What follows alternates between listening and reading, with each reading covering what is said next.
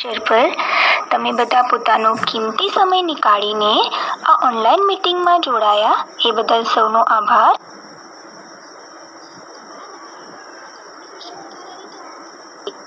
અમે હાર્દિક સ્વાગત કરીએ છીએ.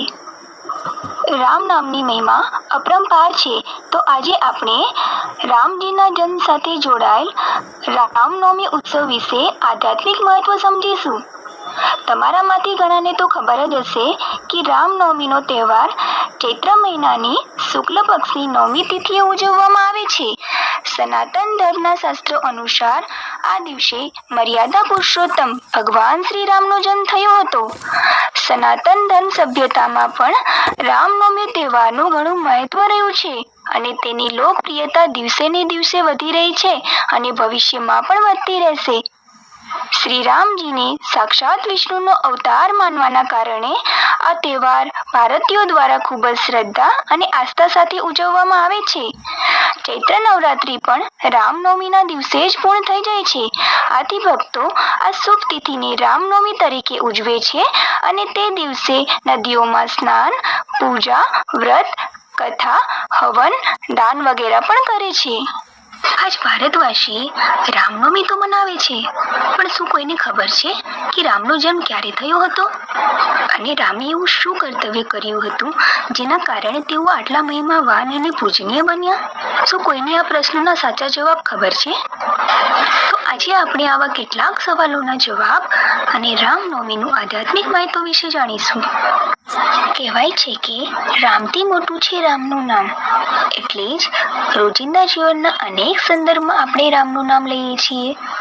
દાખલા તરીકે કોઈને મળીએ તો રામ રામ કહીએ છીએ, રામ નામની માળા ફેરવીએ છીએ, દુઃખમાં કહીએ છીએ હે રામ, અંત સમયમાં કહીએ છીએ રામ નામ સત્ય છે. મહિમાનો આધાર કર્તવ્ય હોય છે અને કર્તવ્યના આધારે ચરિત્ર બને છે. રામચરિત માનસમાં તુલસીદાસજીએ શ્રી રામને મર્યાદા પુરુષોત્તમ બતાવ્યા છે અને તેમનામાં તમામ પ્રકારના ગુણો છે, જેમ કે કરુણા, સત્ય, ન્યાય, સદાચાર, સાહસ, ધીરજ અને સાથે સાથે તે આદર્શ પિતા, પુત્ર, ભાઈ, પતિ અને રાજા પણ છે. આ સિવાય રામાયણની કથાના નાયક શ્રી રામનું નામ મર્યાદા પુરુષોત્તમ તરીકે પણ લેવાય છે, તે તો સૌ કોઈ જાણે છે. પણ અગર પૂછવામાં આવે કે શ્રી રામ મર્યાદા પુરુષોત્તમ કેવી રીતે બન્યા, તો કદાચ બધાની પાસે આ પ્રશ્નનો જવાબ ન હોઈ શકે. શ્રી રામ મર્યાદા પુરુષોત્તમ કેવી રીતે બન્યા એ જાણવા પહેલા આપણે મર્યાદા પુરુષોત્તમનો અર્થ સમજીશું. મર્યાદામાં રહેવું એટલે કે મન અને બુદ્ધિ જ નહીં, પરંતુ ઇન્દ્રિયા પણ નિયંત્રણમાં રહે. આ રીતે જે પોતાનું કર્તવ્ય નિયમોના અનુસાર કરે છે તેને પુરુષોત્તમ કહેવાય છે, એટલે કે જે પુરુષોમાં શ્રેષ્ઠ ભૂમિકા ભજવે છે. માત્ર એક પુત્ર તરીકે જ નહીં, પરંતુ એક રાજા અને મિત્ર તરીકે પણ તેમણે યોગ્ય રીતે પ્રતિષ્ઠાનું પાલન કર્યું. તેથી જ કહેવાય છે રામ રાજા રામ પ્રજા રામ સાહુકાર હે, બસે નગરી જીએ દાતા ધર્મ કા ઉપકાર હે. એટલે રામ રાજા છે, રામ પ્રજા છે, રામ સાહુકાર છે. તે જે નગરમાં રહે છે ત્યાં ધર્મ હોય છે. રામ રાજ્યમાં યથા રાજા તથા પ્રજા, એટલે રામજી પોતાના પ્રજાને પોતાના બાળકોની જેમ પાલતા હતા અને પ્રજા પણ રામને પિતાની જેમ જ સમજતા હતા. જેવી રીતે રામજીએ રાજાનું કર્તવ્ય નિભાવ્યું, તેવી જ રીતે પ્રજાનું કર્તવ્ય પણ નિભાવ્યું છે. તો તમે વિચારતા હશો કે શ્રી રામ તો રાજા હતા, પછી પ્રજા કેવી રીતે બની શકે? વાસ્તવમાં પ્રજાનો અર્થ છે શ્રેષ્ઠ રચના, અને એક પુત્ર પિતાની પ્રજા જ કહેવાય છે. તેથી રાજા દશરથના આજ્ઞાકારી પુત્ર તરીકે રામજીએ એક આદર્શ પ્રજાનું ઉદાહરણ રજૂ કર્યું, એટલે જ તેમના પિતાનું વચન પાળવા માટે તેમને દુઃખોને પણ આનંદથી સ્વીકાર કરી લીધો અને સાબિત કર્યું કે રઘુકુલ રીતિ સદા ચલી આઈ, પ્રાણ જાય પણ વચન ન જાય. એટલે રઘુકુલ પરંપરા હંમેશા ચાલી આવી, પ્રાણ જાય પણ વચન ન જાય. આ ઉપરાંત રામજીએ મિત્રતાની ફરજ પણ ખૂબ જ સારી રીતે નિભાવી હતી. તેઓ જેની સાથે પણ મિત્રતા કરતા હતા તેની સાથે સંબંધો ખૂબ જ દિલથી નિભાવતા હતા. એક મહાન રાજા હોવા છતાં પણ રામજીએ દરેક વર્ગના લોક અને દરેક જાતિના લોક સાથે મિત્રતા કરી હતી. કેવટ હોય કે સુગ્રીવ હોય કે વિભીષણ હોય, તેમણે પોતાના દરેક મિત્ર સાથે સાચી મિત્રતા નિભાવી હતી. તેવી જ રીતે એક પતિ તરીકે પણ રામજી એક આદર્શ પતિ સાબિત થાય છે, જેમણે તેમની મર્યાદા માત્ર એક પત્ની સુધી જ મર્યાદિત રાખી હતી. દરેક સ્ત્રીને તેની માતા, બહેન કે દેવીનો દરજ્જો આપ્યો. એટલું જ નહીં, સુપર્ણખા જેવી રાક્ષસીને પણ રામજીએ દેવી કહીને બોલાવી હતી.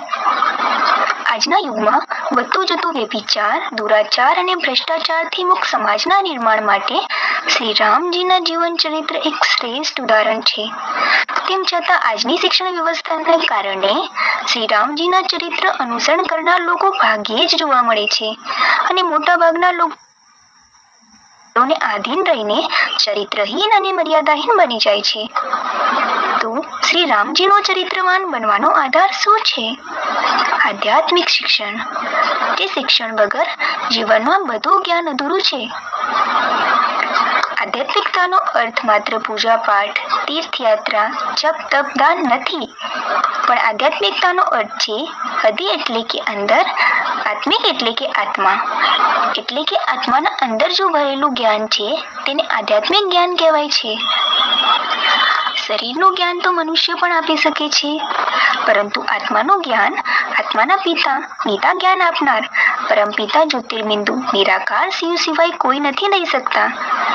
તેથી જ શ્રીમદ ભગવદ્ ગીતા, જો સનાતન ધર્મનું ધર્મશાસ્ત્ર છે, તેમાં કહ્યું છે, વિજ્ઞાનમાં હું આધ્યાત્મિક જ્ઞાન છું. અધ્યાય 10 નંબરનો શ્લોક. આધ્યાત્મવાદી ન હોવાને કારણે મનુષ્ય પોતાને ભૌતિકવાદી એટલે કે આત્માને ભૂલીને પોતાને શરીર જ સમજવા લાગ્યા છે, જેના કારણે સંપૂર્ણ જીવન ભયભીત બની ગયું છે. જેનો ઉલ્લેખ પણ ગીતામાં છે, સ્વધર્મ નિધનમ શ્રેય પરધર્મ ભયાવહ. 3 અધ્યાયનો 35 નંબરનો શ્લોક. સંપૂર્ણ માનવ જાતિને ભયમુક્ત કરવા અને આધ્યાત્મિક જ્ઞાન આપવા માટે નિરાકાર શિવને પણ સાકાર શરીરનો આધાર લેવો પડે છે, અને તે આધ્યાત્મિક જ્ઞાનના આધારે જ દરેક મનુષ્યના હૃદયમાં રહે છે અને દરેકના મનને આનંદ આપનાર શ્રી રામ કહેવાય છે. પણ પ્રશ્ન એ થાય છે કે ખરેખર શ્રી રામ કોણ છે? કારણ કે ભક્તિ માર્ગમાં કહેવાય છે, એક રામ દશરથ કા બેટા, એક રામ ઘટઘટ में बैठा. ભક્તિ માર્ગમાં રાજા દશરથના સૌથી મોટા પુત્રને રામ તરીકે દર્શાવવામાં આવ્યો છે. એટલે કે અલગ અલગ રામ નથી, એક જ શ્રી રામ તેમના શ્રેષ્ઠ કર્તવ્યોને કારણે દરેકના મનમાં સ્મૃતિ રૂપમાં વિરાજમાન છે. જેના માટે એવું પણ કહેવામાં આવે છે, રમ્યતે યોગીનો યસ્મિની ઇતિ રામા. એટલે કે જેની યાદમાં યોગી લોકો આનંદ કરે છે, રમણ કરે છે. તો પછી રામજીને આવા શ્રેષ્ઠ કર્તવ્ય શીખડાવવા વાળા કોણ? રામજીને મર્યાદા પુરુષોત્તમ બનાવનાર કોણ? હકીકતમાં સમગ્ર વિશ્વમાં તમામ સફળ લોકોની સફળતાના પાછળ કોઈના કોઈનો હાથ જરૂર હોય છે. તેવી જ રીતે મનુષ્યમાં શ્રેષ્ઠ શ્રી રામને પણ કોઈએ તો શ્રેષ્ઠ જરૂર બનાવ્યા હશે. આ જગતમાં કોઈ મનુષ્ય સારા આચરણ શીખડાવવા વાળા નહીં હોઈ શકે, કારણ કે મોટા મોટા ન્યાયાધીશ, ઋષિ મુનિ, વિદ્વાન લોક પણ કર્મ થિયોરી વિશે મૂંઝવણમાં છે. તેથી જ કર્મોની ગુહ્ય ગતિનું જ્ઞાન તે જ આપી શકે છે જે પોતે આ સંસારના ચક્રમાં આવતા નથી, એટલે કે તે સંસારથી અલિપ્ત છે. જગતથી અલગ હોવાના કારણે તે અજન્મા, અગર્ભા અને અભોક્તા છે. પોતાનું શરીર ન હોવાના કારણે તેને કોઈ સ્વાર્થ નથી અને તે હંમેશા કલ્યાણકારી છે. આપણે તેમને નિરાકાર રામ અથવા પરમપિતા પરમાત્મા શિવ પણ કહી શકીએ છીએ, જે અત્યારે શરીરમાં પ્રવેશ કરીને કર્મની ગુહ્ય ગતિનું જ્ઞાન આપી રહ્યા છે, જેની આધારે તે માત્ર રામ રાજ્યની સ્થાપના કરે છે, પરંતુ સાકાર રામ દ્વારા આસુરી જગતનો નાશ પણ કરે છે. ભગવાનને પણ પોતાનું કાર્ય કરવા માટે અલગ અલગ વેશ અપનાવવો પડે છે. તેથી નિરાકાર જ્યોતિર્બિંદુ શિવ આ જગતમાં આવે છે ત્યારે તે શરીરરૂપી પ્રકૃતિનો આધાર લઈને આવે છે. હવે પ્રશ્ન એ છે કે નિરાકાર શિવ દેહધારી શ્રી રામના શરીરમાં દિવ્ય જન્મ લઈને આ જગતમાં ક્યારે અવતાર લે છે? આ અવતરણના સમય માટે રામાયણમાં કહેવામાં આવ્યું છે કે जब जब હોય ધર્મ કી ગ્લાની પડે અસુર અધમ અભિમાની તબ તબ લેતે પ્રભુ માનુષ શરીરા. જ્યારે ધર્મની ગ્લાનિ થાય છે, દુષ્ટ આત્માએ વધી છે, ત્યારે ભગવાન માનવ શરીર ધારણ કરે છે. જ્યારે પાપ અને અહિંસા ચરણ સીમાએ પહોંચી જાય છે અને જગતના તમામ મનુષ્યો જંગલોના કાંટાની જેમ પીડાદાયક બની જાય છે, ત્યારે આવી પીડાદાયક દુનિયાનો અંત કરવા અને ઋષિ મુનિઓની રક્ષણ માટે ભગવાન રામ એક સામાન્ય માનવ શરીરમાં પ્રવેશ કરે છે. હવે વિચારવા જેવું છે કે એક તરફ રામ રાજ્યનું વખાણ થાય છે કે દૈહિક દૈવિક ભૌતિક તાપા રામ રાજ્ય કહું નહીં વ્યાપા. એટલે કે જ્યાં ન તો શરીરનું દુઃખ હોય છે, ન તો ભાગ્યનું દુર્ભાગ્ય હોય છે. ભૌતિક તાપાનો અર્થ છે કે ન તો ત્યાં પવન એટલો જોરદાર ફૂંકાય છે, ન તો ધરતીકંપ આવે છે. ત્યાંની પ્રકૃતિ પણ સુખદાયી હોય છે. રામ રાજ્યમાં તો સિંહ અને બકરી પણ એક ઘાટમાં જ પાણી પીવે છે. એવું પવિત્ર વાતાવરણ હોય છે કે હિંસક સિંહ પણ હિંસા કરતા નથી. બીજી તરફ એવું કહેવાય છે કે શ્રી રામજીએ રાક્ષસોનો વધ કરીને ઘણા સંતો અને ઋષિ મુનિની રક્ષા કરી હતી. એક તરફ રામ રાજ્યને અહિંસક બતાવવામાં આવ્યું છે અને બીજી તરફ શ્રી રામજીને હિંસક યુદ્ધ કરતા બતાવવામાં આવ્યા છે. તો પછી આ બે વિરોધી વાતો પાછળ શું રહસ્ય छिपाવેલું છે જે આપણે જાણતા નથી? તો ચાલો આ વાતની વાસ્તવિકતા પણ આધ્યાત્મિક દૃષ્ટિકોણથી સમજશું. કાલચક્રમાં 4 યુગ બતાવ્યા છે: સતયુગ, ત્રેતાયુગ, દ્વાપરયુગ અને કળયુગ. આમાં અડધો સમય એટલે કે સતયુગ ત્રેતાયુગ એ સ્વર્ગની દુનિયા સુખનો સંસાર છે અને અડધો સમય એટલે કે દ્વાપર કળયુગ દુઃખની દુનિયા છે. તો આ સમય ચક્રમાં એક તરફ અતિશય દુઃખનો સમય અને બીજી તરફ અતિશય સુખનો સમય. કળયુગનો અંત અને સતયુગની શરૂઆતનો જો સમય છે તેને સંગમયુગ કહેવાય છે. સંગમનો અર્થ છે સારા ખરાબ, સાચા ખોટા, હિંસક અહિંસક અને રાત દિવસનું મિલન. જ્યારે પરમપિતા પરમાત્મા શિવ સ્વયં આ સૃષ્ટિ ઉપર અવતાર લે છે અને આ સૃષ્ટિને નરકમાંથી સ્વર્ગમાં બદલવાનું કાર્ય કરે છે. સામાન્ય માનવ શરીર શ્રી રામની જેમ અસાધારણ કર્તવ્ય નિભાવીને દરેક પરિસ્થિતિમાં સ્થિર મન રાખવાનું ઉત્તમ ઉદાહરણ રજૂ કરે છે, જેનું દરેક વ્યક્તિ અનુસરણ પણ કરી શકે છે. તેની માટે પણ ગીતામાં કહેવાયું છે કે યદ ચરિત શ્રેષ્ઠ તત દેવી તરોજના. અધ્યાય 3:21 નંબરનો શ્લોક. જેમ આપણે શ્રી રામજીના અવતાર સંબંધિત વાસ્તવિક હકીકતો જાણ્યા, તેવી જ રીતે આપણે તેમના જીવન સાથે સંબંધિત ઘટનાઓ આધ્યાત્મિક દૃષ્ટિકોણથી સમજીશું. રાવણને મહેલોમાં રહેતો બતાવવામાં આવ્યો છે અને શ્રી રામને રાજા હોવા છતાં પણ જંગલમાં રહેવું પડ્યું. પણ ત્રેતામાં તો સ્વર્ગની હરીભરી દુનિયા હોય છે. ત્યાં તો ફૂલોનો બગીચો હોય છે અને ફૂલ તો સુખદાયી હોય છે. તો જંગલની વાત ક્યાંની છે? વાસ્તવમાં કળિયુગના અંતમાં આ દુનિયા જ કાંટાનું જંગલ જેવી બની જાય છે. જ્યારે મનુષ્ય માત્ર કાંટાની જેમ પીડાદાયક બની જાય છે. દુઃખ પહોંચાડવા વિના રહી જ નથી શકતા. ઈચ્છા વગર પણ દ્રષ્ટિ, વૃત્તિ, વાણી અને કર્મ દ્વારા બીજાને દુઃખ દેવાનું કારણ બનીએ છીએ. દુઃખ આપવાથી મનુષ્ય પાપનો ભાગીદાર બની જાય છે. જેના માટે ગીતામાં અર્જુને પણ ભગવાનને પૂછ્યું છે કે આ માણસ કોઈ ઈચ્છા ન હોવા છતાં પણ પરાણે જોડ્યો હોય તેમ કોનાથી પ્રેરાઈને પાપનું આચરણ કરે છે? તેના જવાબ માટે ભગવાને કહ્યું કે રજોગુણથી ઉત્પન્ન આ કામ વિકાર અને ક્રોધ વિકાર ખૂબ જ દુઃખદાય અને મહાપાપી છે. તેને આ જગતમાં શત્રુ સમજો. કામ વાસના અને ક્રોધની સાથે જ લોભ, આસક્તિ અને અહંકાર એ દુર્ગુણો પણ જોડાયેલા છે. આજે દરેક માનવ આત્મા આ 5 દુર્ગુણોની જેલમાં દુઃખી થઈ રહ્યા છે, જેમ સીતાને રાવણની કેદમાં દુઃખી દેખાડવામાં આવે છે. રામાયણમાં બતાવવામાં આવ્યું છે કે રાવણે સીતાનું અપહરણ કર્યું. તો શું ખરેખર ત્રેતામાં રાવણ હતો? વાસ્તવમાં આપણે બધા આત્મારૂપી સીતાઓ દ્વાપરથી જ દેહભાનમાં આવવાના કારણે પાંચ અવગુણો રૂપી રાવણની અશોક વાટિકામાં બંદી બની ગયા છીએ. તેમાંથી મુક્ત કરવા માટે વર્તમાન સમય આત્માઓના પિતા પરમપિતા શિવ પરમાત્મા શ્રી રામના શરીરમાં પ્રવેશ કરીને ઇન્દ્રિયોને જીતવાની કળા એટલે કે સહજ રાજયોગ અને ઈશ્વરીય મર્યાદાઓની લક્ષ્મણ રેખા વર્તમાન સમયમાં બતાવી રહ્યા છે. ભગવાન જો મર્યાદા બતાવે છે તે મર્યાદામાં રહીને જ આપણે બધા સીતારૂપી આત્મા રાવણની જેલમાંથી બચી શકીએ છીએ. મર્યાદાઓનું સંપૂર્ણ જ્ઞાન ન હોવાના કારણે જ માનવ આત્મા પાંચ વિકારોથી પીડિત થઈને જાનવરો કરતાં પણ ખરાબ થઈ ગયા છે.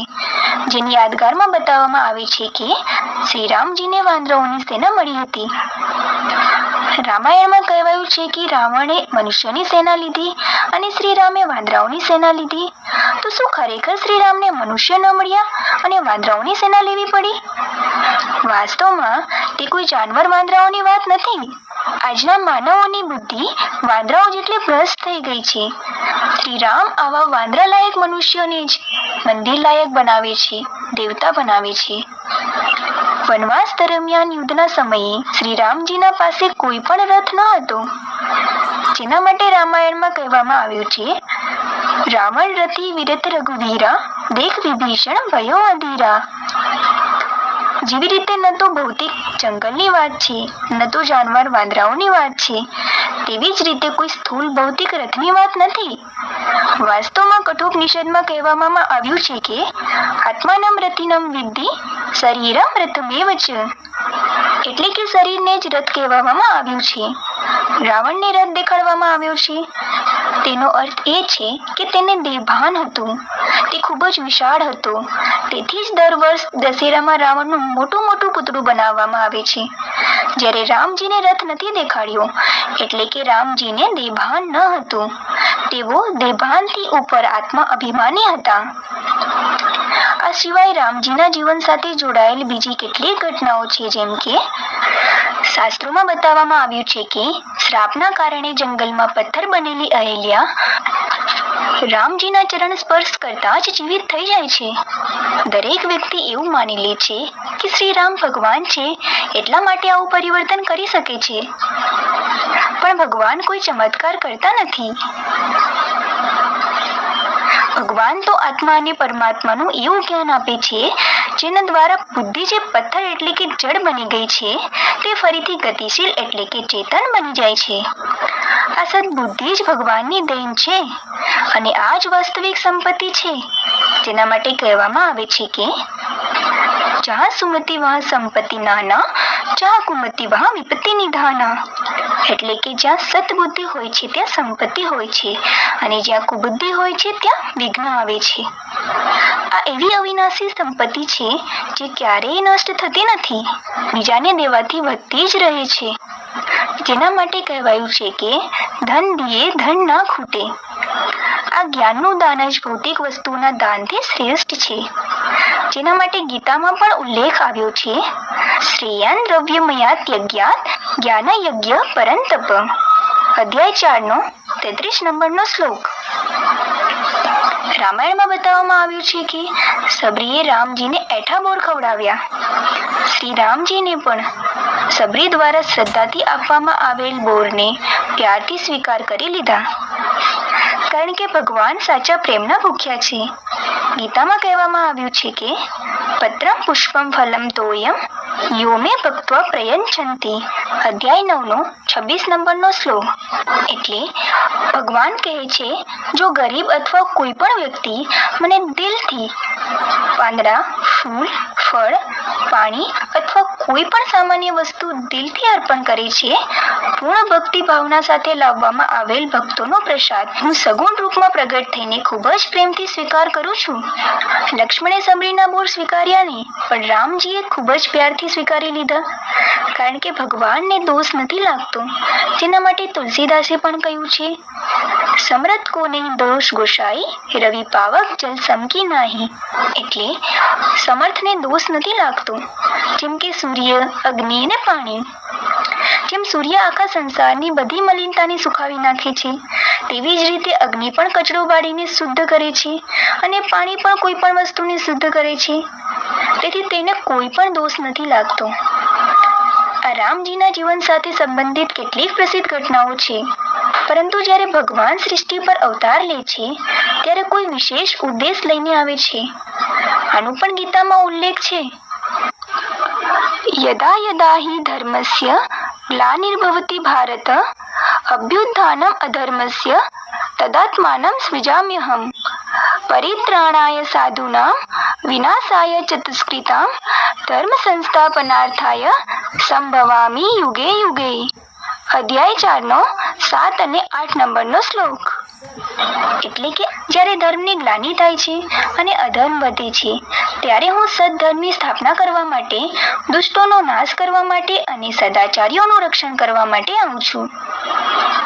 અત્યારે આ વિશેષ કાર્ય કરવા માટે સ્વયં ભગવાને આ સૃષ્ટિ પર અવતાર લીધો છે. અને જેઓ ભગવાનને ઓળખે છે તેમના દિલમાં ભગવાન નિવાસ કરે છે. આ રીતે તેઓ પોતાની અંદર પણ સદ્ગુણોની સ્થાપના, દુર્ગુણોનો નાશ અને સદ્ગુણોની પાલના કરીને રામ રાજ્યની સ્થાપનામાં સહભાગી બને છે.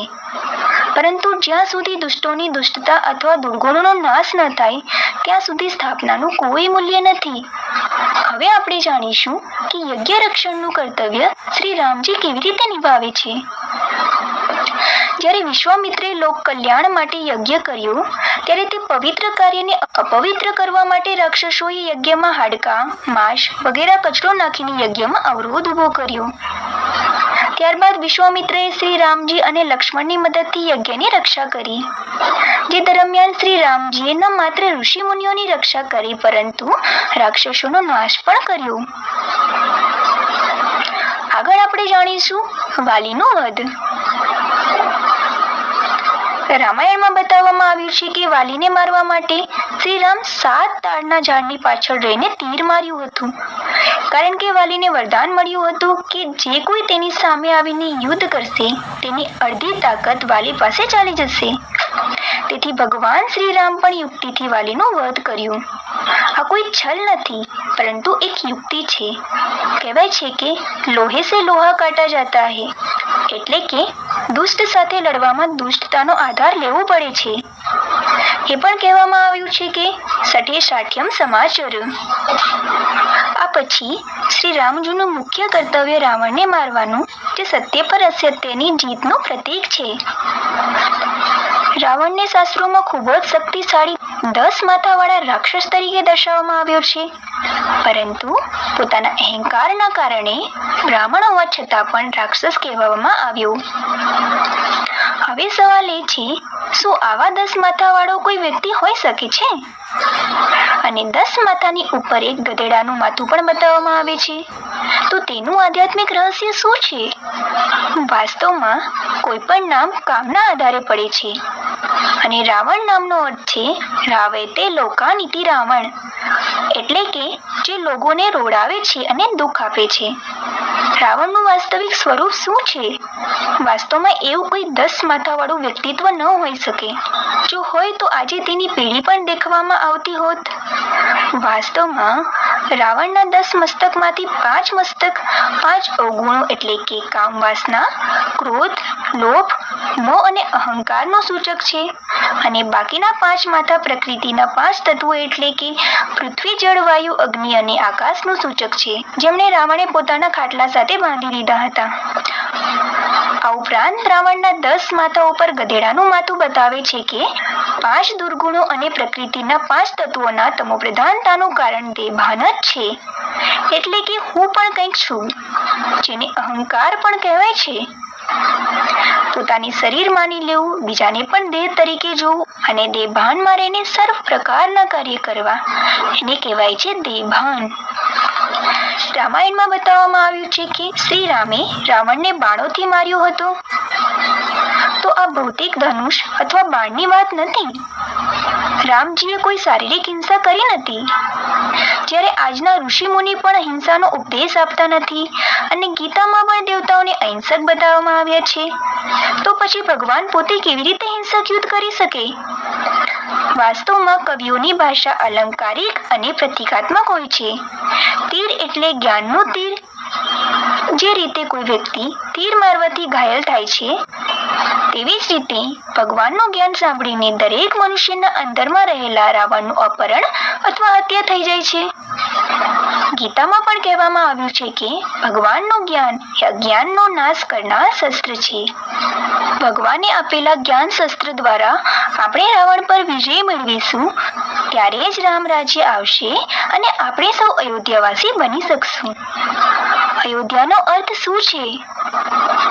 અ એટલે નહીં, યોદ્ધા એટલે યુદ્ધ, જ્યાં યુદ્ધ થતું નથી, તેનું નામ છે અયોધ્યા. તો શું આ યુપીમાં સ્થિત કોઈ ભૌતિક સ્થળની વાત છે? નહીં. વાસ્તવમાં વર્તમાન સમયમાં કળિયુગમાં સાક્ષાત શ્રી રામ આવીને એક સુંદર અને સુખદ વિશ્વની સ્થાપના કરી રહ્યા છે, જેની યાદગાર અયોધ્યામાં છે. જેનો અર્થ છે કે એવી આત્માઓનું સંગઠન જ્યાં પરસ્પર સંઘર્ષ નથી, એવું પરિવાર બને છે જેમાં કોઈ એકબીજા સાથે ઝઘડતા નથી, તેઓ શબ્દોથી, લાલ લાલ આંખોથી કે વાઇબ્રેશનથી પણ લડતા નથી, તો હાથાપાઈ કરવી કે ગાળો દઈને લડવાની તો વાત જ નહીં. એ રામનું રાજ્ય છે જ્યાં દરેક વસ્તુ એકના નિયંત્રણ હેઠળ રહીને સારી રીતે કાર્ય કરે છે.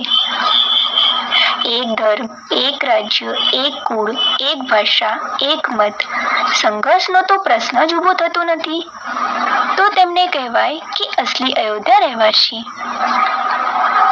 તો વિચાર કરો કે શું આ પારિવારિક ભાવના ઉત્તર પ્રદેશના અયોધ્યા શહેરમાં રહેવાસીઓમાં છે?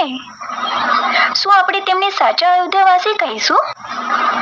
વાસ્તવિક અયોધ્યાની સ્થાપના અત્યારે શ્રી રામ દ્વારા થઈ રહી છે. આગળ આપણે સમજશું અયોધ્યામાં રામનું મંદિર. તમે બધા જાણતા જ હશો કે થોડાક મહિના પહેલા જ અયોધ્યામાં રામ મંદિરના અભિષેકનો ઉત્સવ ખૂબ જ ઉમંગ ઉત્સાહ સાથે ઉજવવામાં આવ્યો હતો. કારણ કે ઘણા વર્ષોના સંઘર્ષ પછી આપણે અયોધ્યામાં રામ મંદિરની સ્થાપના કરવામાં સફળ રહ્યા. પણ શું આપણે અસલી રામને ઓળખી શક્યા? જો ઓળખી શક્યા હોત તો શા માટે એવું ગાઈએ છીએ? ચારો તરફ લગાએ ફેરે ફિર ભી હરદમ દૂર રહે. આનો અર્થ એ થયો કે ચારો તરફ યાત્રા કરી તો પણ ભગવાનથી દૂર રહ્યા. એટલે કે આપણે સાચા રામને ઓળખ્યા નથી. આધ્યાત્મિક દૃષ્ટિકોણથી શ્રી રામનું મંદિર એટલે કે રામનું ઘર કોણ બનાવી શકે? શ્રી રામજી પોતે જ પોતાનું ઘર બનાવશે? શું તે ત્રેતા યુગનો શ્રી રામની વાત છે? ના, રામના ભગવાન પણ તે નિરાકાર શિવ પરમપિતા પરમાત્મા છે. તેથી શ્રી રામે પણ શિવની મહિમા કરતા રામાયણમાં કહ્યું છે, શિવ દ્રોહી મમ દાસ કહાવા, સો નર સ્વપ્ને મોહી ન પાવા. જે શિવ દ્રોહી છે તે સ્વપ્નમાં પણ મને પ્રાપ્ત નથી કરી શકતા. વર્તમાન કલ્પાંત યુગમાં નિરાકાર શિવ જેમના શરીરમાં આવ્યા છે તે સાક્ષાત શ્રી રામ છે. જેઓ પોતાનું મંદિર રૂપી ઘર ગુપ્ત રૂપમાં બનાવી રહ્યા છે. જેના માટે કહેવાય છે કે ગુપ્ત વેશ में सतयुग रचने आए शिव भगवान, अब तो जाग जाग रे इंसान. એટલે કે ગુપ્ત રૂપમાં સતયુગ રચવા માટે ભગવાન આવ્યા છે, હવે જાગો મનુષ્ય. જે રીતે અયોધ્યામાં રામ મંદિરનું નિર્માણ ખૂબ જ સંઘર્ષ પછી થયું, તેવી જ રીતે ચૈતન્ય શ્રી રામ પણ આ રાવણ રાજ્ય સામે સંઘર્ષ કરીને થોડાક જ સમયમાં પ્રત્યક્ષ થશે અને તેની સાથે સાથે રામ રાજ્ય પણ આવશે. આગળ આપણે સમજીશું કે રામજી કઈ યુક્તિથી રાવણ રાજ્યનો અંત કરીને ગુપ્ત રીતે રામ રાજ્યની સ્થાપના કરી રહ્યા છે. શાસ્ત્રોમાં બતાવવામાં આવ્યું છે કે અયોધ્યા નગરી સરયુ નદીના કિનારે વસેલી છે, જ્યાં શ્રી રામનું રાજ્ય હતું. અયોધ્યા એટલે કે જ્યાં કોઈ યુદ્ધ નથી થતું. તો આવા અહિંસક રાજ્યની સ્થાપના અહિંસાના માર્ગ પર ચાલીને જ થઈ શકે છે. વાસ્તવમાં અત્યારે શ્રી રામજી આવ્યા છે અને આધ્યાત્મિક જ્ઞાન આપી રહ્યા છે. કહેવામાં આવે છે કે શંકર ભગવાન ભસ્માસુરના ડરથી આખી દુનિયામાં ભાગતા રહ્યા. તો શું તે કાયર હતા? તે ડરપોક ન હતા, પણ હિંસા ન થાય એ માટે તેમને એવી યુક્તિ અપનાવી હતી. કૃષ્ણ ભગવાન પણ કંસના ડરથી ગામડે ગામડે ભાગ્યા, ક્યારેક બરસાનામાં તો ક્યારેક ગોકુળમાં. પણ હિંસા ન કરવાની ભગવાનની યુક્તિ હતી. એવી જ રીતે ભગવાન શ્રી રામને પણ વનમાં કેમ ભટકવું પડ્યું, એ પણ ભગવાનની યુક્તિ હતી. રામજી પોતે સહન કરીને સંપૂર્ણ માનવજાતિ માટે રામ રાજ્યની સ્થાપના કરે છે. ઇતિહાસમાં પણ જોવા મળે છે, કોઈ પણ ધર્મની સ્થાપના માટે દરેક ધર્મ પિતાઓને સંઘર્ષ કરવો પડ્યો. જેમ જેમ વિશ્વમાં ધર્મોની સંખ્યા વધતી ગઈ, તેમ તેમ ધર્મ પર આધારિત મતભેદ પણ વધતા ગયા. ગીતામાં ભગવાને અર્જુનને કહ્યું છે, સર્વ ધર્માન પરિત્યજ્ય મામેકમ શરણમ વ્રજ. અધ્યાય 18 66 નંબરનો શ્લોક. એટલે કે બધા ધર્મ છોડીને એકની શરણ લેવાથી વ્યક્તિ સ્થાયી રૂપથી સુખ શાંતિ પ્રાપ્ત કરી શકશે. અત્યારે શ્રી રામજી આવ્યા છે અને આધ્યાત્મિક જ્ઞાનથી અહિંસક રામ રાજ્યની સ્થાપના કરી રહ્યા છે, જેના માટે કહેવામાં આવે છે કે દૈહિક દૈવિક ભૌતિક તાપા રામ રાજ્ય કહું નહીં વ્યાપા. અત્યાર સુધી આપણે શ્રી રામજીનું કર્તવ્ય જાણ્યું અને તે વિશેષ કર્તવ્યના કારણે જ તેઓ કીર્તિને પાત્ર બન્યા. તેથી રામ નામની મહિમા અપાર છે. રામચરિત માનસમાં પણ આવ્યું છે, સન્મુખ હોય જીવ મોય જબહી જન્મ કોટી અધનાસહી તબહી. એટલે કે પ્રભુની સન્મુખ રહેવાથી અનેક જન્મોનો પાપનો નાશ થઈ જાય છે. તો આપણે આજ સુધી શ્રી રામજીની શ્રદ્ધા, પૂજા, ઉપાસના અને રામાયણ પાઠ કરવા છતાં શું આપણે શ્રી રામજીને સન્મુખ મળી શક્યા અને આપણા પાછલા જન્મોના પાપ નાશ થયા? જો પાપોનો નાશ થાય તો જીવનમાં દુઃખનો પણ અંત થઈ જાય. પણ શું આપણા જીવનમાં દુઃખ સમાપ્ત થઈ ગયું છે? ના, કારણ કે આપણે રામજીના સન્મુખ ત્યારે જ જઈ શકશું જ્યારે આપણે આધ્યાત્મિક જ્ઞાન દ્વારા વર્તમાન સમયમાં આવેલ શ્રી રામજીને ઓળખશું. રામજીને ઓળખ્યા પછી તેમના દ્વારા આપવામાં આવેલ જ્ઞાન અને યોગ દ્વારા જ આપણા પાપોનો સંપૂર્ણ નાશ થશે.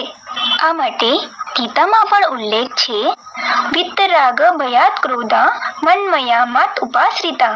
અધ્યાય 4 નંબરનો શ્લોક. એટલે કે ભગવાન કહે છે કે મારા પર પૂરો આશ્રિત, આસક્તિ, ભય અને ક્રોધથી મુક્ત એવા ઘણા લોકોએ જ્ઞાન અને યોગ રૂપી તપથી પવિત્ર થઈને મને પ્રાપ્ત કર્યા હતા. જેમ શ્રી રામના નામની મહિમા છે, તેમજ તેમના દ્વારા આપવામાં આવેલ જ્ઞાનની મહિમા પણ અતુલ્ય છે. રામચરિત માનસમાં પણ બતાવવામાં આવ્યું છે, રામ કૃપા નાશહી સમરોગો જૌહી ભાતિ બને સંયોગા. એટલે કે રામજીને ઓળખીને અને તેમના જ્ઞાનનો સ્વીકાર કરીને આપણે તેમના આશીર્વાદના યોગ્ય બની શકીએ છીએ અને પરિણામે આપણે 5 વિકારોથી સંપૂર્ણપણે મુક્ત થઈ જઈએ છીએ. હાલમાં શ્રી રામજી જ્ઞાન અને યોગ રૂપી ઔષધિથી તમામ આત્માઓના રોગોનો નાશ કરીને મનુષ્યને દેવતામાં પરિવર્તન કરી રહ્યા છે. જે જ્ઞાન રૂપી દવાને કહેવાય છે રામબાણ દવા. ડોક્ટર્સ પણ તરત અસર કરવાવાળી દવાને રામબાણ દવા નામ રાખે છે. જેમ રામનું બાણ ચૂકતું નથી, તેવી જ રીતે જ્ઞાન ઔષધિ પણ ચૂકતી નથી. દુનિયાના પરિવર્તનના કાર્યમાં શ્રી રામના બાણ રાક્ષસોનું પરિવર્તન કરવાનું કામ કરે છે. દુનિયાથી વૈરાગ પણ આધ્યાત્મિક જ્ઞાનથી જ આવે છે. તેથી રામાયણમાં કહેવાયું છે કે બિન વૈરાગ વિવેક ન હોઈ, રામ કૃપા બિન સુલભ ન સોઈ. મનુષ્ય સમજે છે કે ત્રેતાવાળા રામ, વાસ્તવમાં તે ખરેખર કયો રામ છે? નિરાકાર રામ.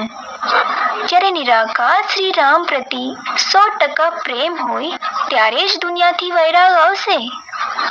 જ્યાં સુધી આ જગત સાથે, સંસારના સંબંધીઓ પ્રતિ, જગતની વસ્તુઓ પ્રતિ આસક્તિ છે, ત્યાં સુધી જ્ઞાન પ્રાપ્ત નહીં થઈ શકે. જ્યારે તમને આ બધા પ્રતિ વૈરાગ આવશે ત્યારે જ તમે તમારા 84 જન્મને જાણી શકશો. 84 જન્મોની જાણકારી એક સાથે નહીં થઈ શકે, ધીમે ધીમે થશે. પણ તમને જેટલો વૈરાગ આવશે તેટલું તમારું જ્ઞાન પણ વધશે અને સાથે સાથે તમે તમારા અનેક જન્મો વિશે પણ જાણી શકશો. વૈરાગની વાત સાંભળીને તમે વિચારતા હશો કે અમારે ઘર છોડવું પડશે, પરંતુ ઘર છોડવાની તો વાત જ નથી.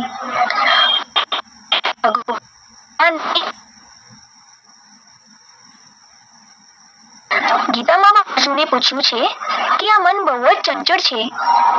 તો ભગવાને જવાબ આપ્યો કે મન બહુ ચંચળ તો છે, પરંતુ આ મનને માત્ર અભ્યાસ દ્વારા જ નિયંત્રણ કરી શકીએ છીએ. ત્યાગ વિના આત્મજ્ઞાનનો અભ્યાસ થઈ શકતો નથી. જો આત્મજ્ઞાન ના હોય તો ઈશ્વરનું જ્ઞાન પણ પ્રાપ્ત નથી થતું. આત્માનું સ્મરણ કરવા માટે આ વાત નિશ્ચિતપણે યાદ રાખવાની છે. બિન વૈરાગ વિવેક ન હોય, રામ કૃપા બિન સુલભ ન સોઈ. જ્યાં સુધી ભગવાન સ્વયં આવીને આત્માઓને પરમાત્માનું જ્ઞાન ન આપે ત્યાં સુધી આપણને આ દુનિયાથી વૈરાગ ન આવે અને ત્યાં સુધી આપણે ઈશ્વરના સાચા સાથી પણ ન બની શકી. આ ઈશ્વરીય જ્ઞાન જ ભગવાનની સૌથી મોટી ભેટ છે. તેથી જ રામાયણમાં ઉલ્લેખ છે, દાતા એક રામ, ભિખારી સારી દુનિયા. એટલે કે દેવાવાળો એક રામ છે, સારી દુનિયા ભિખારી છે. આ જ્ઞાન દ્વારા જ ભગવાન આપણને પતિતથી પાવન બનાવે છે.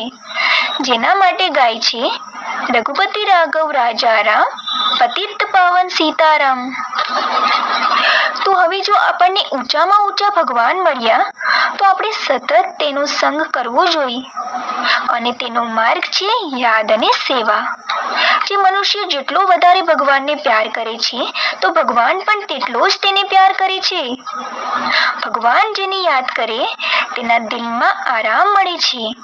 એટલે જ કહેવાય છે કે દિલથી દિલને રાહત મળે છે. તુલસીદાસે પણ કહ્યું છે, હૃદય પીર મોહે ઘાવ લગે રઘુવીર.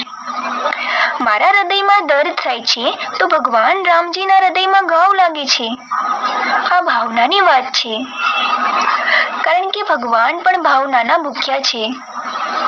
આપણે ઈશ્વરને જેટલો પ્રેમ કરીએ છીએ તેટલો જ ભગવાન આપણને પ્રેમ કરે છે. અને જો ભગવાન આપણને યાદ કરે તો આપણી સ્મરણ શક્તિ વધશે, ઉમંગ ઉત્સાહ વધશે અને આનંદ વધશે. તો આ સિવાય જીવનમાં બીજું શું જોઈએ? આપણે ભક્તિ માર્ગમાં કહેતા હતા કે ભગવાન તમે જ્યારે આવશો ત્યારે અમે બધું જ તમને અર્પણ કરી દઈશું. તો હવે તે સમય આવી ગયો છે કે આ વચનને કોણ કેટલું પૂરું કરે છે. સત્યની હંમેશા અસત્ય પર જીત થાય છે. તો હવે ભગવાને પણ આપણે બધાને સ્વતંત્ર છોડી દીધા છે. જ્યારે ભગવાન કળિયુગમાં આવે છે ત્યારે પૂરી દુનિયા રાવણ સંપ્રદાય એટલે કે પાપી અને વિકારી બની જાય છે. તો આ રાવણ સંપ્રદાયમાં કુંભકર્ણ જેવા કેટલાક ઋષિમુનિ પણ છે, તો કેટલાક વિભીષણ જેવા મનુષ્ય પણ છે. જેઓ વિભીષણ છે તેઓ ગુપ્ત રૂપમાં આવેલા ભગવાન રામને ઓળખે છે અને રાવણ રૂપી 5 વિકારોને છોડીને રામની સેનામાં જોડાઈ જાય છે. અને તેઓ મન, વાણી, કર્મ, તન, મન અને ધન દરેક રીતે શ્રી રામના સાથી બની જાય છે. વિભીષણે આત્માભિમાની બનીને કામ કર્યું અને કુંભકર્ણે દેહ અભિમાની બનીને પોતાના પરિવારનું સન્માન જાળવી રાખ્યું અને શ્રી રામનો સાથ ન દીધો. દુષ્ટતાના પ્રતીક રાવણનો સાથ દીધો. જ્યારે તે જાણતો હતો અને કહેતો પણ હતો કે રામ સાચા છે અને મારો ભાઈ રાવણ ખોટો છે, તેમ છતાં રાવણનો સાથ આપ્યો. કારણ કે પરિવારની લોકલાજનો સંબંધ શરીર સાથે છે અને વિભીષણમાં આત્માનું અભિમાન હતું. તેને પરિવારની લોકલાજ ન હતી એટલે ભગવાનનો સાથ દીધો. તો આ બંનેમાં કોણ ઉચ્ચ છે?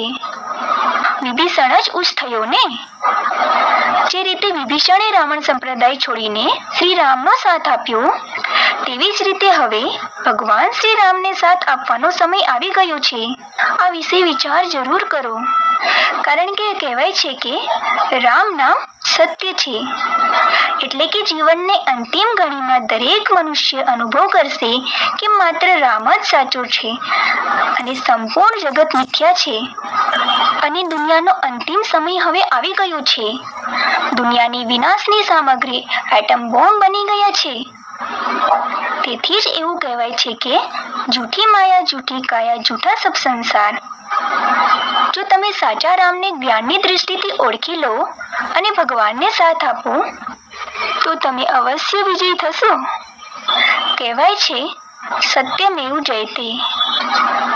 રામનવમીના તહેવાર સાથે સાથે ચૈત્ર નવરાત્રિનો તહેવાર પણ ઉજવવામાં આવે છે. હવે દુર્ગા પૂજાનો રામજીના જન્મ સાથે શું સંબંધ છે? હકીકતમાં જ્યારે શ્રી રામે રાવણ પર વિજય મેળવ્યો તે દિવસને દશેરા તરીકે ઉજવવામાં આવે છે. તે સમયે પણ 9 દિવસ સુધી દેવી પૂજાની પરંપરા જોવા મળે છે. અંતમાં શિવ શક્તિઓ સાથે શ્રી રામનો શું સંબંધ છે? વાસ્તવમાં શ્રી રામ એ નિરાકાર શિવ છે જે કળિયુગના અંતમાં આ જગતમાં આવે છે અને સાધારણ શ્રી રામના શરીરમાં પ્રવેશ કરીને દિવ્ય જન્મ લે છે અને આપણે બધા આત્મારૂપી સીતાઓને ઈશ્વરીય જ્ઞાન અને રાજયોગ દ્વારા રાવણના 5 વિકારોથી મુક્ત કરે છે. અને જેઓ શિવને જ્ઞાન યોગની આ શક્તિથી પોતાને ભરે છે તેઓ શિવશક્તિ બની જાય છે. દુર્ગા એટલે કે ખરાબ ગુણોનો નાશ કરનાર. ભગવાન શિવ આવે છે ત્યારે મનુષ્યને દેવી ગુણોવાળા દેવતા બનાવે છે, જેની યાદમાં જ દેવીઓની પૂજા કરવામાં આવે છે. આજે રામનવમીના તહેવાર પર આ ઓનલાઈન મીટિંગમાં ભાગ લેનાર તમામ શ્રોતાઓને કેટલીક નવી વાતો સાથે શ્રી રામજીનો વાસ્તવિક પરિચય મળ્યો. વાસ્તવમાં જ્ઞાન એ ભક્તિનું પરિણામ છે. તેથી શ્રી રામ દ્વારા આપવામાં આવેલ જ્ઞાનને સાંભળ્યા પછી તમારા મનમાં કેટલાક પ્રશ્નો ઉદ્ભવતા હશે અને તેના ઉકેલ માટે તમે અમને ઈમેલ કરી શકો છો. અમારું ઈમેલ આઈડી છે a1spiritual1@gmail.com અથવા તમે ફોન દ્વારા પણ સંપર્ક કરી શકો છો. અમારો ફોન નંબર છે 9891370007 અથવા તમે આધ્યાત્મિક યુનિવર્સિટી સાથે પણ જોડાઈ શકો છો. તમને બધાને વિનંતી છે કે તમે તમારો અભિપ્રાય જરૂર બતાવો. અંતમાં અમે એટલું જ કહેવા માંગીએ છીએ કે રાષ્ટ્રપિતા ગાંધીજી 40 કરોડ ભારતવાસીઓ સાથે ભગવાનને પુકાર્યા હતા. રઘુપતિ રાઘવ રાજા રામ, પતિત પાવન સીતારામ. ગાંધીજીનું સપનું હતું કે રામ રાજ્ય આવે તો શું ભારતવાસીની પોકાર માત્ર પોકાર બનીને જ રહી જશે? શું ગાંધીજીનું સ્વપ્ન માત્ર સ્વપ્ન જ બનીને રહી જશે કે પછી ક્યારેક સાર્થક થશે? ગાંધીજીનું સ્વપ્ન અવશ્ય પૂરું થશે, કારણ કે અત્યારે ભગવાન નિરાકાર રામ એ સપનાને સાકાર કરવા માટે આ જગતમાં આવ્યા છે અને સાકાર રામ દ્વારા આપણે સૌને આધ્યાત્મિક જ્ઞાન આપીને પતિતથી પાવન એટલે કે શ્રેષ્ઠાચારી દેવતા બનાવી રહ્યા છે અને તેમના દ્વારા રામ રાજ્યની સ્થાપનાનું કાર્ય કરી રહ્યા છે. આ અકલ્પનીય સોનેરી અવસરનો સમયસર લાભ ઉઠાવી લો. તમારી સ્વ ઉન્નતિ માટે થોડોક સમય જરૂર નીકાળો, કારણ કે અત્યારે નહીં કરો તો પછી આ સમય ફરીથી ક્યારેય નહીં મળે. અંતિમ નિર્ણય તમારા હાથમાં છે. ઓમ શાંતિ.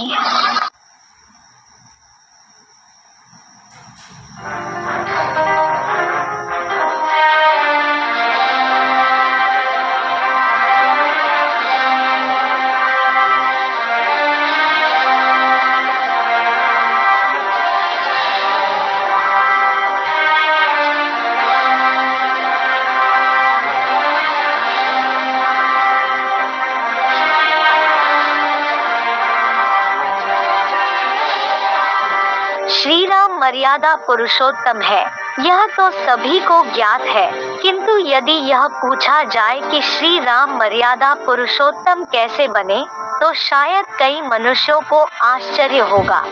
जिस प्रकार दुनिया के हर सफल व्यक्ति के पीछे कोई न कोई जरूर होता है, उसी प्रकार सभी मनुष्यात्माओं में सर्वोत्तम श्री राम को भी किसी न किसी ने जरूर ऐसा बनाया होगा.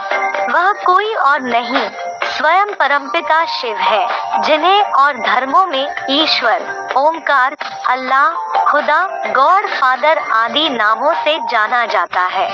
वह निराकार परमपिता शिव कलियुगांत में गीता के अध्याय 11 के 54वें श्लोक प्रवेष्टुमनुसार किसी साकार मनुष्य तन में प्रवेश करते हैं, जिसके लिए गीता में कहा है, त्वमादिदेव पुरुषा पुराणा, अर्थात प्रथम आदि पुरुष है, जिनका हर धर्म में आदम, एडम, आदिनाथ के रूप में गायन है।